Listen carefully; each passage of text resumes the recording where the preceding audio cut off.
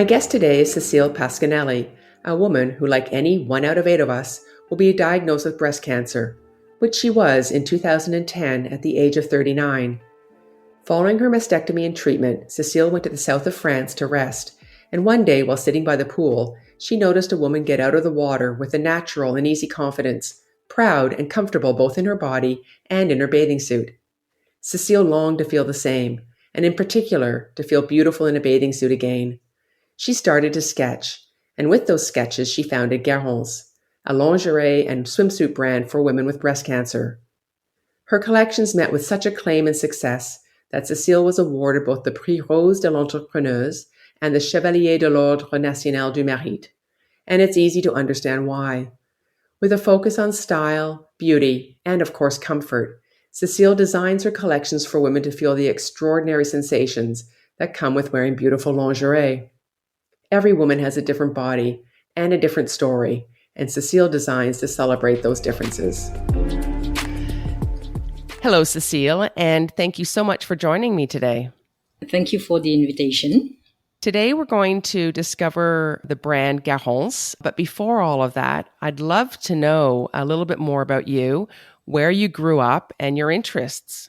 I was born in Paris 50 years ago already, and I grew up there.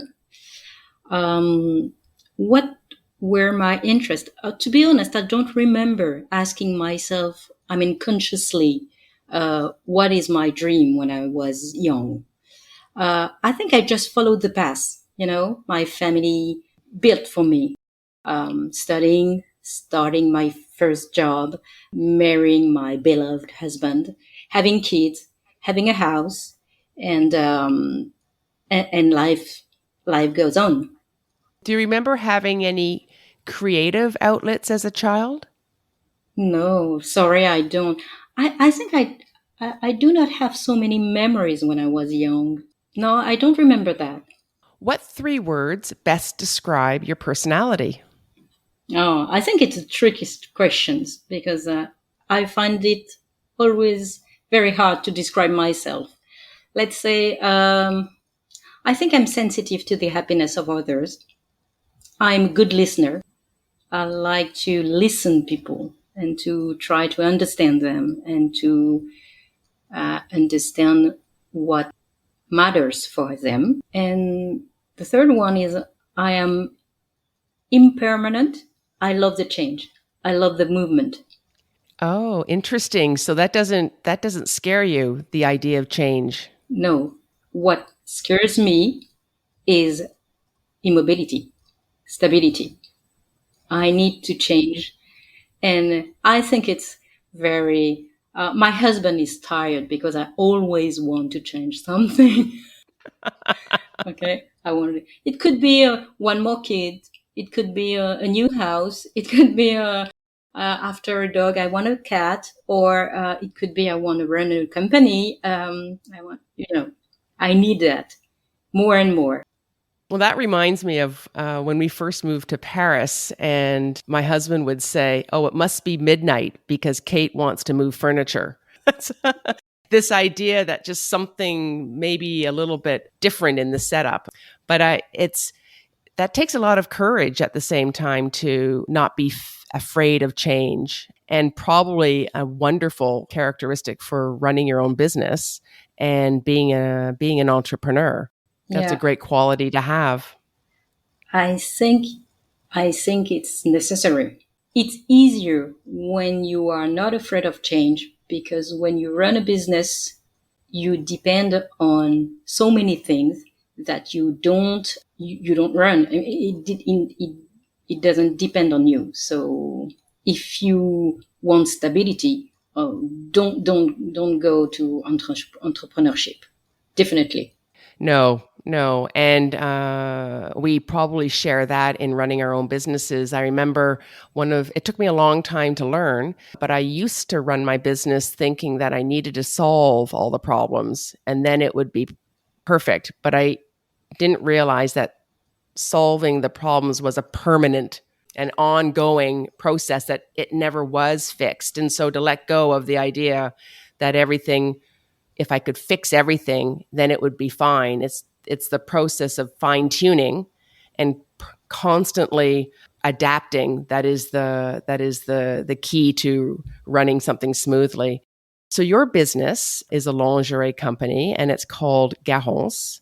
Can you tell us about how Garance began and what inspired you to create it? Well, it begins with my own breast cancer, of course. I was Diagnosed? diagnosed 11 years ago, and when I went through this journey, I discovered that there was very few brands and models for women who had a surgery after breast cancer. And I felt so sad because I could not recognize myself in the mirror in lingerie or in swimwear. Most of the brands were German at that time with large size, and I'm quite a small size. So every models, every bras, every swimsuits I tried were very big for me. So it was difficult to look at me in the mirror and I mean, don't like the image I saw. The other things that was very difficult was there was only one way to buy this kind of lingerie 11 years ago. It was in medical outlets, and you had no choice. I remember that, well, okay, I don't like the model, okay, and I don't like the place where I have to try it. There were no mirrors. I had to order them and then to come back a few days after. It was very, very, very painful. So it started like that. I mean, I just thought I should not be the only woman who feels this way, this sad way. And little by little, I was still in care. Being treated for your breast cancer? Yes, thank you. Yeah. And during this time, I needed to be occupied, to be busy, because it's a long time. I had 2 years of treatment, and I decided just first to meet other women and ask them, do you feel the same way? Do you have the same difficulties? And I started to draw the first model, and then to find and search and find stylists, modelists, and so on. And but the very beginning is this feeling of sadness. And before your breast cancer, did you already have a passion for lingerie? It's very strange because it's like I don't remember really truly, but after my breast cancer, one day I opened the drawers, my lingerie drawer, and I looked at it and I wonder, well, first, after I had the surgery, the reconstruction, I opened my old lingerie drawer and to see if I could wear them again. And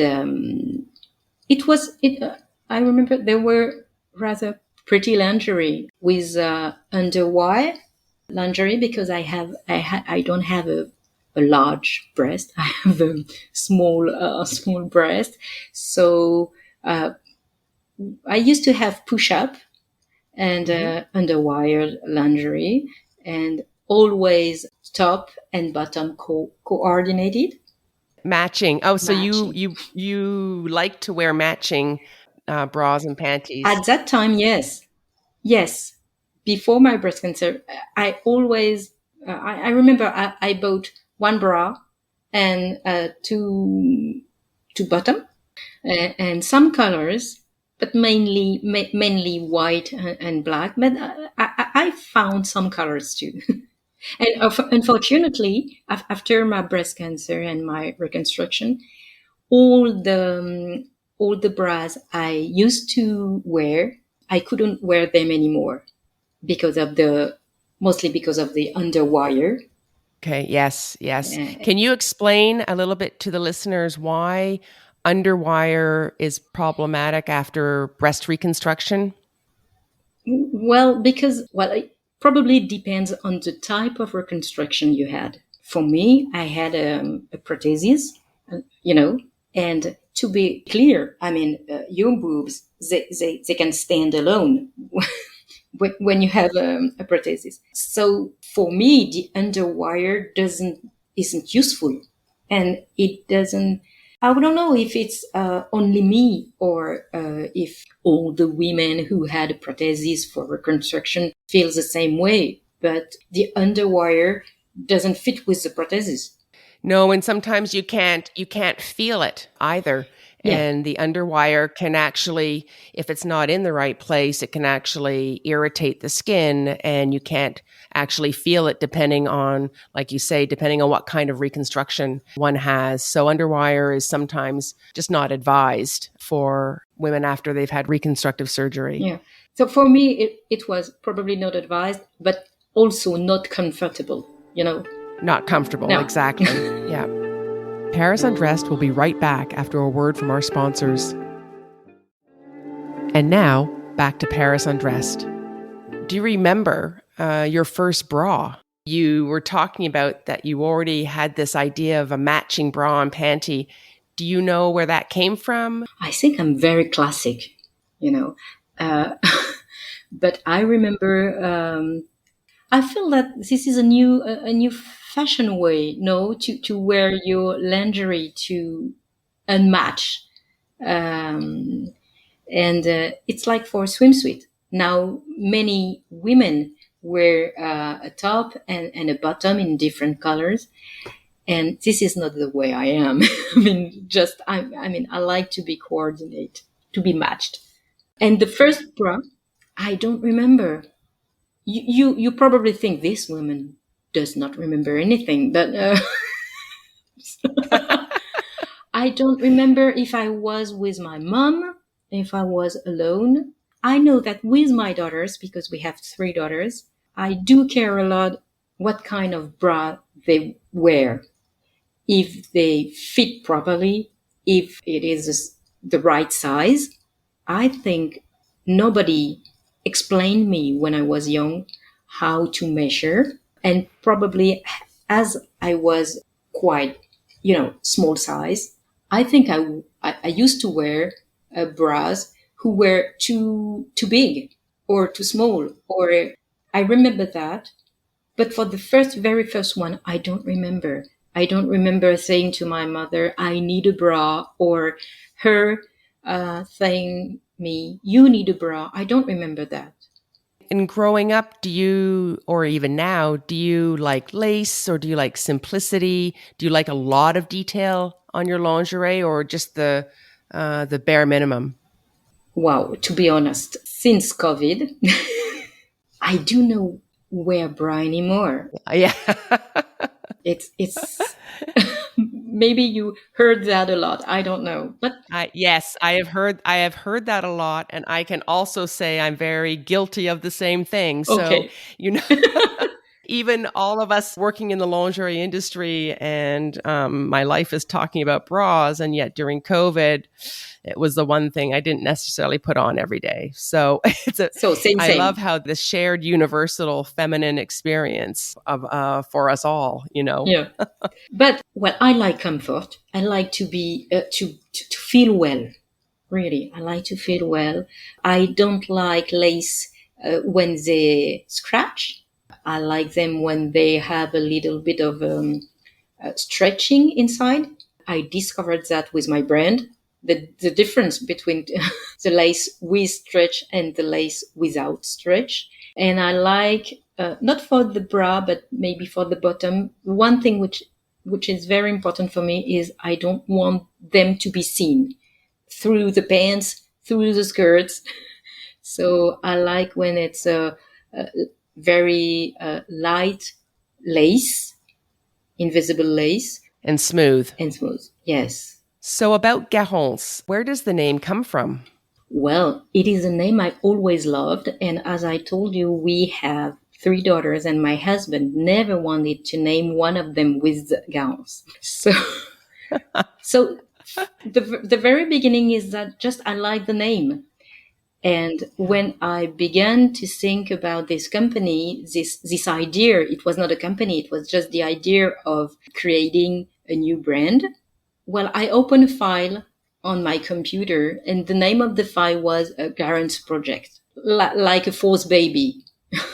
The file on your computer was called the Garance project? Yeah. Oh, fabulous. And when time came to choose a brand name, I thought I brainstorm a lot with friends, but no name they said, or I liked none of them. And my brother told me, why don't you take Garance?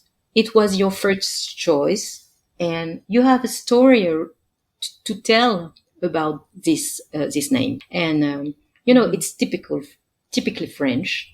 It let me think about the color, the red. Garance is a red color. About the culture, the French culture. I don't know if you know the movie Les Enfants du Paradis with Arletty. It's a movie just after the Second World War. So women are so beautiful, so well dressed. And for me, it made me think about this kind of woman, very feminine, very French, very classy, and it's easy to read it in a lot of foreign language. Deal, I choose it. You don't need to have an accent. You don't need to speak French fluently to be able to say Garance or Garance. Yeah, is not that difficult. Even Garance, it's not a problem. I mean, you can read it. You mentioned the color red with the name. What's that association? I didn't realize that the color red. If you search on Google, Garance is a type of red. Oh, okay. I didn't know that. I like the idea that, it's culture, it's French, it's color, it's, all of these. And it's vibrant. It's life red, if you're designing lingerie, bras, swimsuits, and panties for after surgery. Yeah. It's a bold color. Yeah. So tell us about your design process. You said that you drew the first models just on paper, and I'll explain just a little bit for that reference for the modeliste and the styliste, that the styliste in lingerie is somebody who can come up with the idea of the overall look, but then to make that look happen, you need the modeliste, who is sort of the mathematician or the architect of constructing that vision. Did you have training in either, or did you have to find those people who could help you? Oh, I definitely had to find the people around me. I work with fashion designers, not always the same. I like to change. And as you said, they suggest the collections based on trends. And once the collection is defined, well, it's a very long process with so many partners. I mean, fabric manufacturers, suppliers for elastics, garment factories. I mean, you have to deal with so many partners. And I learned how they work because I was not in the lingerie before my breast cancer and before I started Garance. So I had to understand that you have to find the right partners for the fabrics and for the lace, for the elastics, for everything. You have to deal with them one by one. So it's quite long. It's quite exhausting. And then last, the factories, which will sew the lingerie and the swimsuit. Right. The factories who will sew make up the different pieces. Yeah. And once you found one, sometimes it does not fit with another patterns. So you have to find the right elastics for each models. So it's quite difficult. It's quite a journey. And they come in different widths. They come in different textures. Colors. Different colors. And sometimes that elastic has to be dyed the same color as Yeah. the fabric, which starts a whole different process. And then you negotiate to know, the number of meters you can dye. So yeah, it's not an easy product to build, to create, yeah, it's a tough one. Well, I was going to ask you what's the most challenging part of making lingerie? But that's it. Really, it's the enormous amount of references for elastics, for everything. You have to deal with Coordinating it all. Yes, and you have to deal with so many different kind of inventory stock. The other challenge for me was to be sure that the model was okay for women with prostheses, because I had to gather around me a bunch of women with different sizes of breast, right or left for the prostheses, and make them try the prototype before production. I think it was an additional challenge for this brand that maybe the other brands don't deal with these issues. So it's easier because, you have a kind of scale of size.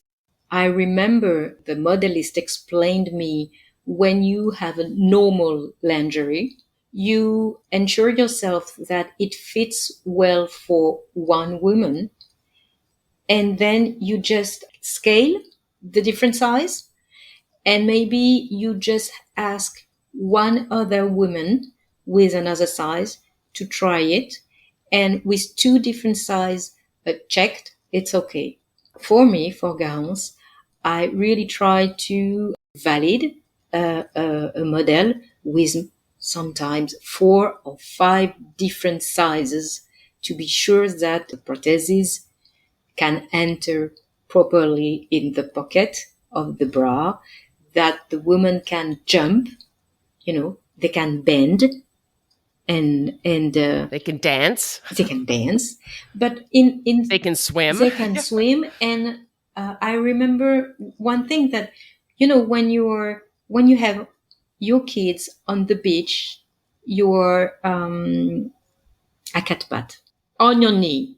You're on your knee. You're on your knees or on your hands. You're playing in the sand. Yeah, and you don't want people to see the prosthesis if the I don't know how to say it, but si le décolleté apparaît. Yes, yeah. So what Cécile is talking about is when you don't necessarily think about this, because before an operation, your breasts are attached to your body. But when you've had reconstruction, or if you haven't had reconstruction and you wear a prosthesis, that prosthesis isn't necessarily part of your body. Some of the times they stick and sometimes they don't. But when you lean forward, if your prosthesis isn't stuck to the core of your body, the gap appears, and you actually see the bathing suit separate from the body. And this is something that has made women feel very uncomfortable in the past, and something that Cécile has worked really hard. So that bathing suit, that beach experience, the lingerie experience, is that you feel like you can move. Your mobility and the way we just naturally move can happen without feeling like you have to hold yourself in with a hand.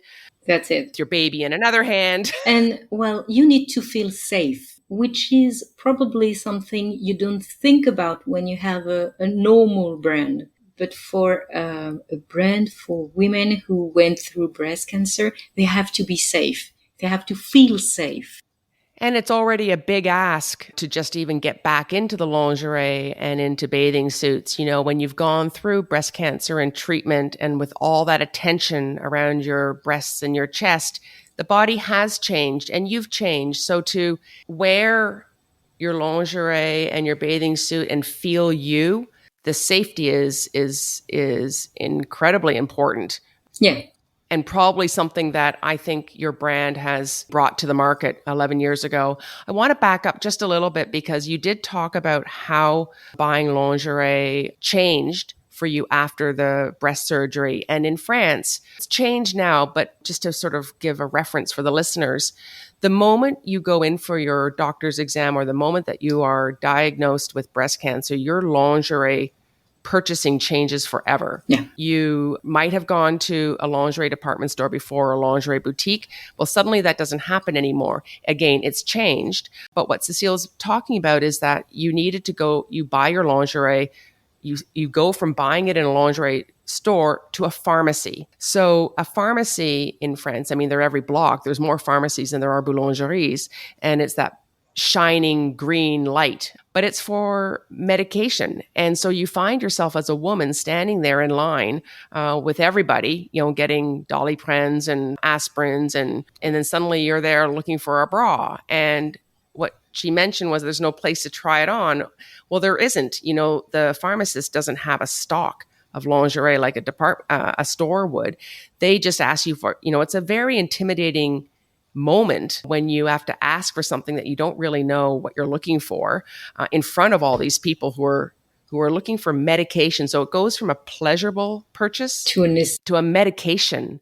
So it just takes out everything that was fun about it. And you sort of just say, you nod as somebody hands you this box of something that doesn't necessarily resemble anything that was in your lingerie drawer. And the lingerie industry, you can now find bras for after breast cancer. You can find bras for breastfeeding. I know when I had my children that I couldn't buy bras for breastfeeding in the lingerie department either, that was considered pharmaceutical, that your breasts leaked milk. You needed to go somewhere else. Paris Undressed will be right back after a word from our sponsors. And now, back to Paris Undressed.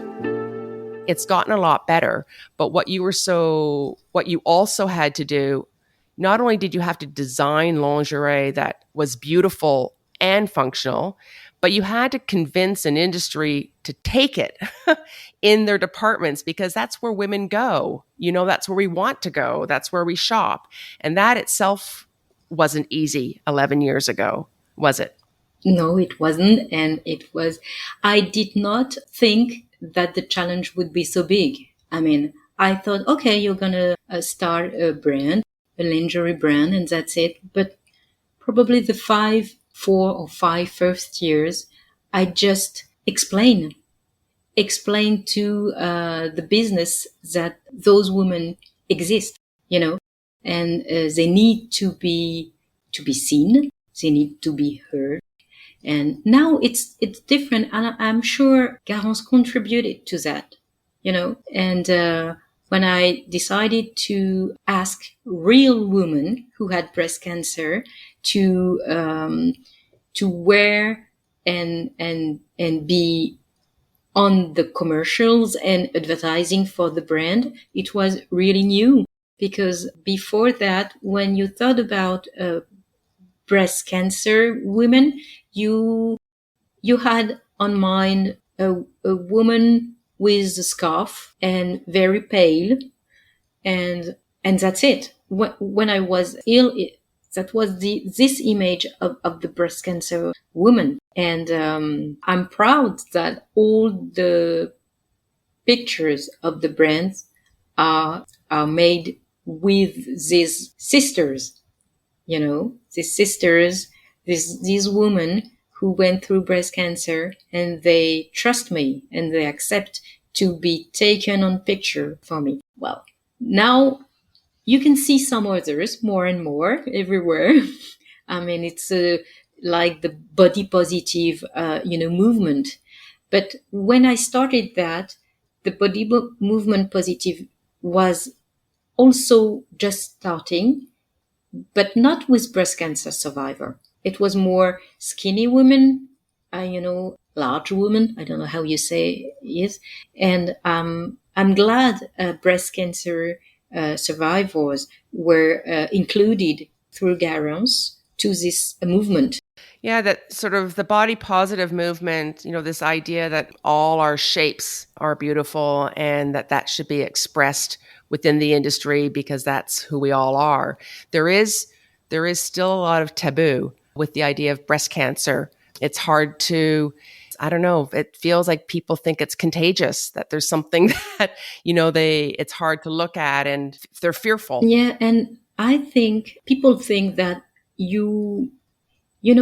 now we can cure breast cancer. most of the time, not all the time. This is another subject, but yes, most of the time we can cure the breast cancer. So they think, okay, if you are not ill anymore, you don't have any. I mean, I can't see your scarf. Scars. Scars. Thank you. Yes. So you can't see your scars. Yeah, I mean, I can't see your scars. So you're not ill anymore. So your body did not change. And that's it. And I don't want to hear your story about your surgeries, your reconstruction, which is also sometimes very long and very painful. And they don't want to hear sad stories. They just want to know that, okay, you recover. But the truth is, those women, they need people to just to know what they went through. I believe that. And they don't want pity, but they just want understanding. And this is what motivates me. I want people just to know that it's not easy, but there are solutions. And okay, you have a new body. Okay, I can't define new rules, but it is, I just need you to understand that, I need people to understand that. And then, okay, I go on. Too many people say, okay, you had breast cancer. It's a little cancer. So we have to rank, that Yeah. there's this idea, we have to rank sort of good cancers and bad cancers. This one, I'm not afraid of this one because I think it's a small one. But yeah, okay, it's wonderful. Now, medicine is wonderful. You can cure breast cancer and so on. But the truth is, until I die, I would have surgery to remove and change the prostheses maybe every 10 years normally. It's not a little subject.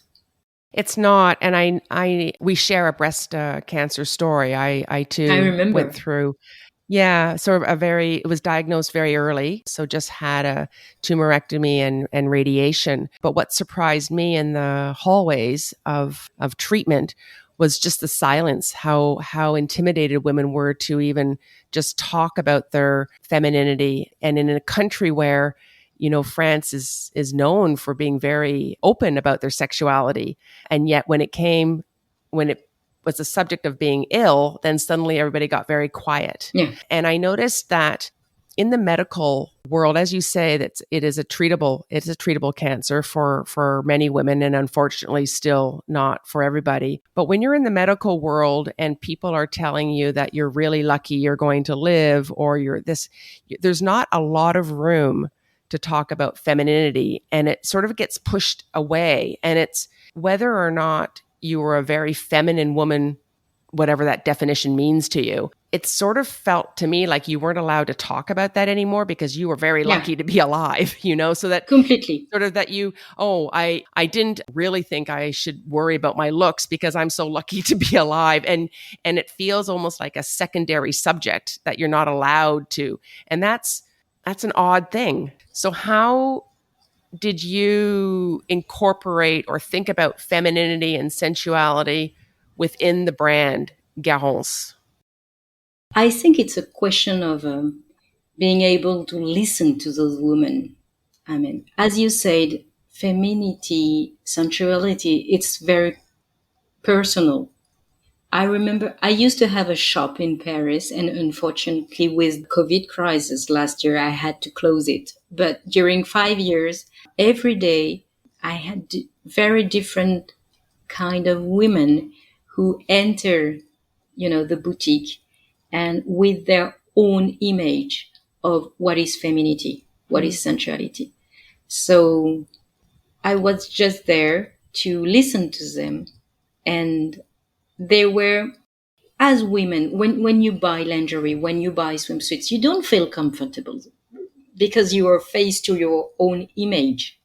And I remember very often I just told them, it's okay. It's different from the image you had in your mind, but it's okay. And the most important thing is that you have to feel good in it. And if you feel good, this is the first step to feel yourself. I don't know if I'm clear. I'm sure of that. I think when you went through cancer and your body hurts in a way, because you can't handle underwired, you can handle a lot of things. What you need and what I want with Garance is I want them to feel good, to feel safe, to feel free. And if you have that, I mean, okay, what is femininity? What is sensuality? You are yourself, you just feel yourself. I don't know if I answer your questions, but this is the way I want women to be and to feel when they come into the boutique and when they try the different models. And I think the femininity, when 10 years ago, I felt like sometime my femininity, I lose my femininity after breast cancer. I could have felt this way. And I think one way to recover that is to have the choice. And that was also one of my goal was to that they could have choices again, because when you don't have choice, you cannot listen to your femininity, to your needs. Well, it's like you were saying with the pharmacy, they just hand you the one bra they have, and you don't recognize you have choice when you have it. It's when suddenly it's taken away that you just become passive, and there's a passivity with breast cancer that you just sort of take what's given to you, and you don't dare ask for more or something else Yes. because. And you have to remember that with this kind of disease, you put your life in the hands of the medical staff, and you forget to think. I mean, you just obey. You just take this medication, go to radiation. Okay, you're going to lose your hair, but you don't have the choice. And for lingerie, I wanted them to have the choice to go where they want, in pharmacy, but also in department store, on internet. I wanted them to have the choice of different, just shape, different style. Different colors. Yeah, absolutely. What advice would you give women who feel overwhelmed about shopping for lingerie, especially after having had breast cancer? Well, I think this is what I said earlier. It's probably to take their time, to try as many models as they need, to listen to their needs, to be confident with what they need, and to accept the fact that, yes, they are different now from the image they have in mind, but it's okay. I mean, it's not, it's just a body. It's just your body. It's just a reflection in the mirror. You are not only your body. You are more than your body. So just be confident. Paris Undressed will be right back after a word from our sponsors. And now, back to Paris Undressed. I think there's a lovely echo to what you said about one of your personality traits, that you're not afraid of change. And I think that echoes beautifully when the body has changed, that we tend to think of it as a bad thing to have happened, as opposed to, well, it's a beautiful thing that the body could adapt to be able to carry you forward into life. And not only just for women who've had breast cancer, but women in general, finding lingerie that feels, and you said it beautifully, that makes you feel you. And I think that's a great reminder. What do you love most about designing lingerie? I think it is to help women. Really, truly. I think about them. I think about me when 11 years ago, and I just want them to feel good, to feel free, to feel themselves. Well, thank you for helping us feel ourselves. So Paris, you live in the city of light. What do you love most about Paris? I love the architecture. I love the architecture. The buildings are so gorgeous. And they tell the story of the country, which is so rich. So I like that. I just like, to walk around and to look up at the building. I love that. I love the fact that there are various styles of arrondissement. Sometimes it's popular, sometimes it's opulent, sometimes it's quiet, sometimes it's crowded. I like that. I like the fact that it's a perpetual movement of people, of change. Look at Paris, it changes all the time also. Sometimes you can drive your car, sometimes you don't. Sometimes you can't anymore. No, I love the fact that it's always moving and changing. But again, it's me. I mean, I like the change. Yes, yes. Which saveur do you prefer, salé or sucré? Sucré. I always finish my meal with a dessert, with a sweet touch. Always. What is your favorite sweet touch? Oh, I like to try new one all the time. I mean, I don't have one especially. I'm bored when I go in a restaurant and on the menu, it's always the same dessert, for example. I don't like that. I like to try a new one. I like to be surprised. And what are you curious about right now? Right now, I read a lot about psychology. Well, it's in line with my daily practice of yoga and self-conscious meditation, in which I can see, introspection. I'm very curious about how the human being works and how we could better interact between humans if we understand how we function. If I understand well how you function, what you like, I mean, we would have beautiful relationship. And I'm very curious about all those subjects right now. It's fascinating. And it comes back to, again, this one of your personality traits from the beginning, that you like to listen, and that your first instinct is to absorb what's going on around you and then interact and be part of that movement, going forward. One of my next project, I hope I will be able to deal with this one, is to keep helping those women, not only with the swimsuits or with lingerie, but I'd like to help them and to hold their hands and be like, I don't know what is the term, maybe it's a coach or something like that. And I'd like to be able to help them also this way. Maybe it would be my next voyage. Maybe that's something to add in your Garance project file on your computer. I'd like to. There's another story to tell. Yeah. Yeah, I'd like to. I think it's online. It's online. I feel online, with all those aligned. Sorry, not online. Well, we are online, and we are aligned online. Fortunately, you're here sometime too. Put me online. Yeah.